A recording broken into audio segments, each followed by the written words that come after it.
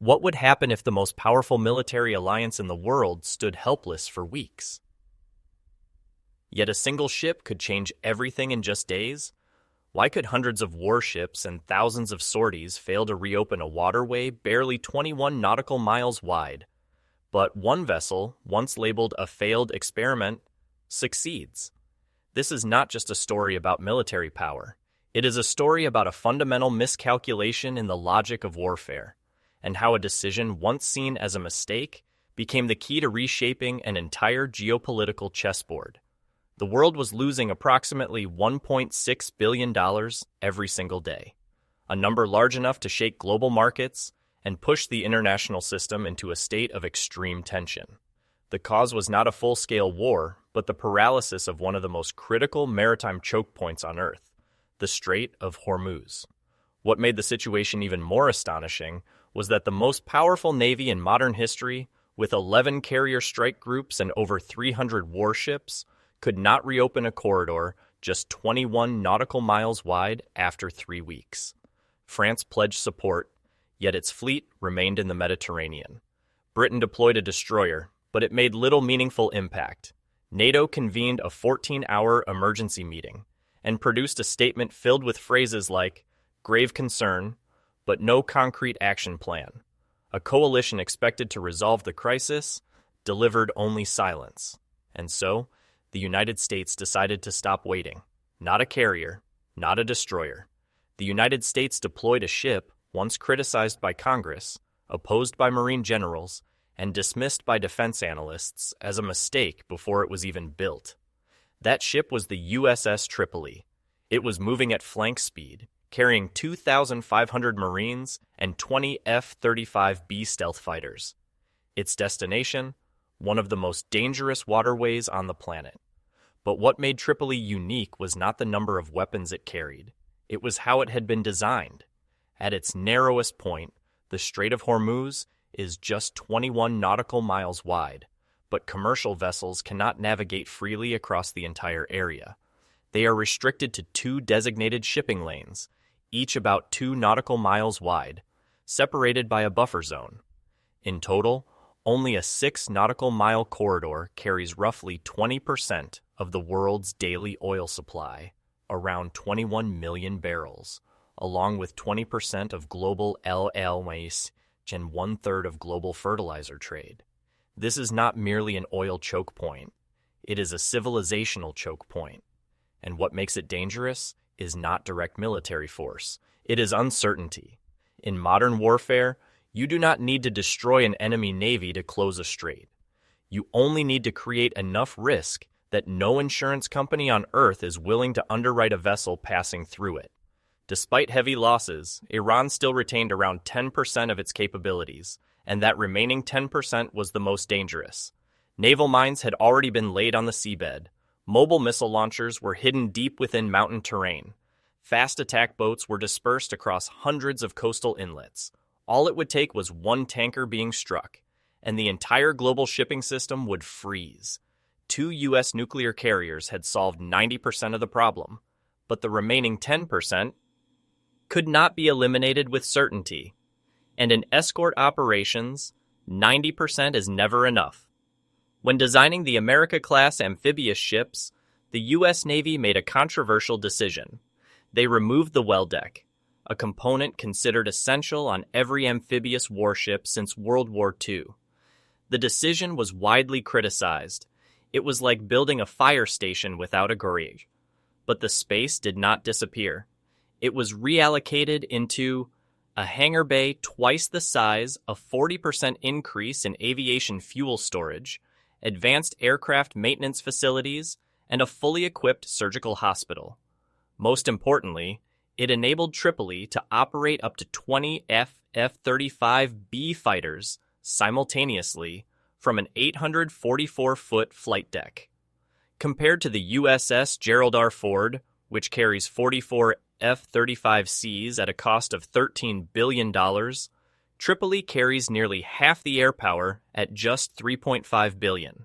A pocket carrier, cheaper, more flexible, and most importantly, capable of operating in areas where traditional carriers cannot safely go. On board Tripoli were 20 A-35B fighters from the Green Knight Squadron, 522 Osprey, tiltrotor aircraft, CH-53, heavy lift helicopters, and 2,500 Marines from the 31st Marine Expeditionary Unit. This is the only continuously forward-deployed Marine unit in the world, fresh off a major exercise simulating island seizures and amphibious assaults. They did not realize it at the time. They had just rehearsed the exact mission they were now heading toward. The first problem that no previous force could solve was the air gap. Carrier groups like USS Lincoln operated roughly 500 nautical miles from the escort corridor. This created a deadly paradox. F-35C fighters burned nearly 2 hours of fuel just reaching the patrol area, but could only remain on station for about 40 minutes before returning. Each aircraft could fly only around 3 sorties per day.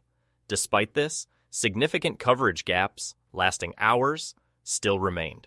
All it took was one Iranian surveillance drone entering at the right moment, identifying a tanker, transmitting coordinates to a surviving missile launcher, and the entire kill chain would be completed before any U.S. aircraft could respond. One successful strike would keep the strait closed. Tripoli changed that equation entirely. Instead of operating 500 nautical miles away, it positioned itself just 100 nautical miles from the corridor. Transit time dropped to just 13 minutes each way. This dramatically increased on-station time, and more importantly, nearly eliminated coverage gaps. The F-35Bs aboard Tripoli did not wait to react. They hunted proactively. Using ESA radar, they could detect drones at distances exceeding 60 miles in passive mode, without emitting signals detectable by Iranian systems. Drones were destroyed before they could transmit. The kill chain was broken at its very first link. No targeting data, no missile launch, no burning tanker, and fear began to fade. Air control alone was not enough. Inside the shipping corridor lay 3 heavily fortified islands: Abu Musa, Greater Tumb, and Lesser Tumb. These islands had been fortified for over 50 years, equipped with radar systems, coastal artillery, and anti-ship missiles aimed directly at passing vessels. Every tanker was within range. Traditionally, capturing such positions would require amphibious landings, bringing troops in from the sea. But that approach would lead directly into mined waters. Tripoli had no landing craft, and that became its advantage. At 2 a.m. on a moonless night, 14 MV-22 Ospreys lifted off from its deck. Each carried 24 Marines. They flew low, just 200 feet above the water, below radar detection, at speeds exceeding 280 knots. They did not cross the minefields. They flew over them. At 2:47, forces landed on Greater Tumb. Iranian defenses were oriented toward a sea-based assault. Instead, the attack came from above and from behind. Within 90 seconds, the defenders were overwhelmed. By 0312, the missile battery was destroyed. By 0318, the radar installation was eliminated. Before sunrise, the forces had already returned to Tripoli. One night, 2 objectives neutralized. The fixed threats inside the corridor were gone. Yet a final challenge remained. Mobile threats. Fast attack boats, mobile missile launchers, and mine-laying operations could still occur at any time. The solution was not to clear the area, an almost impossible task. The solution was to dominate it. 400 Marines were covertly deployed onto the Omani coastline, overlooking the eastern approach to Hormuz. Within 4 hours, 3 HIMARS firing positions were established, each capable of striking targets up to 270 nautical miles away. At the same time, forward arming and refueling points were set up, allowing F-35Bs to land, rearm, and relaunch without returning to the ship. A multi-layered control network emerged. In the air, F-35Bs detecting and eliminating threats. On land, HIMARS providing long-range strike capability at sea. Naval forces securing the outer perimeter. The result was a kill zone, spanning the entire strait. Any vessel leaving shore was tracked. Any attempt to lay mines was detected and neutralized before completion.